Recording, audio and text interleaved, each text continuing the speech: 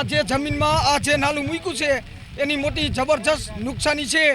4000 વીઘા જમીનની નુકસાની છે। પહેલાં નાનું નાલું હતું, હવે તો ગાડી હોઈ જાય ને ખટારો હોઈ જાય એવડું નાલું મૂક્યું। એ ખેડૂત બચારા ક્યાં લગી રજૂઆત કરે, દરેક જગ્યાએ રજૂઆત કરવા છતાં આ સ્થળ ઉપર કોઈ સરકાર આવેલ નથી।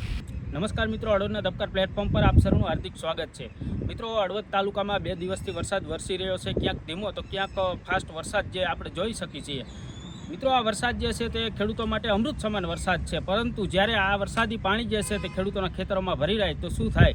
માયાપુર અને અજીતગઢના ખેડૂતો શું કહી રહ્યા છે આવો સાંભળી।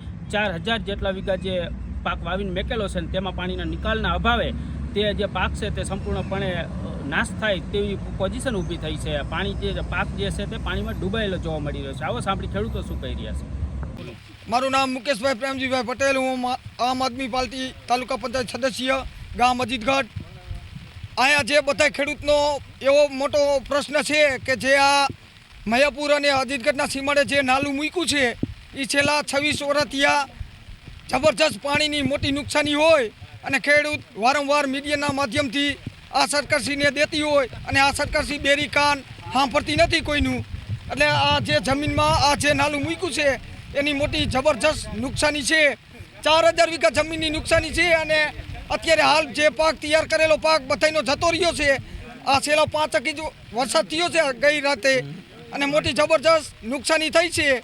અને આ નાલું અને પાણીનો નિકાલ અમે યોગ્ય જગ્યાએ કરવા માગીએ છીએ, તો આ સરકારને આનો યોગ્ય નિકાલ કરી દેવો પડે અને આ સરકારને સાંભળવું પડે।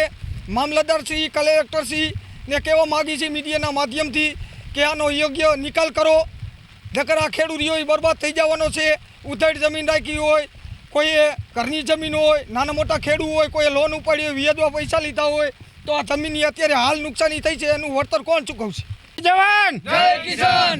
હવે આ અજીતગઢની સીમમાં આ કેનાલ થઈને એટલા વર્ષોથી આ પાણીનો પ્રશ્ન છે। પહેલાં નાનું નાલું હતું, હવે તો ગાડી હોઈ જાય ને ખટારો હોઈ જાય એવડું નાલું મૂક્યું। એ તમે જોઈ શકો છો, જો આમ કેટલું પાણી ભરાણું છે। અને આ પાણીની કેસેટો આપેલી છે સીડી બનાવી અને અરજીઓ એટલી કરેલી છે, પણ કોઈ ધ્યાન જ નથી દેતું સરકાર। અને આ જમીન બધી રહીને આગળ બધી પડતર રહે। શિયાળે જો વરસાદ પાછળ થઈ જાય ને, શિયાળે ચોમાસું જાતા જાતા તો શિયાળું ફેલ ગણવાનું તમારે। એટલે આ જમીનમાં ખેડૂતનો ખર્ચો બધો પડી જાય, ટોટલી ખર્ચો પડી જાય। એટલે આ કોઈ આ સરકાર જેમ અધિકારીઓ આવે ને એમ કે આ થઈ જાય છે, આ થઈ જાય છે, બસ એટલું જ કે આ થઈ જાય છે, પણ કોઈ કાંઈ ધ્યાન દેતું નથી।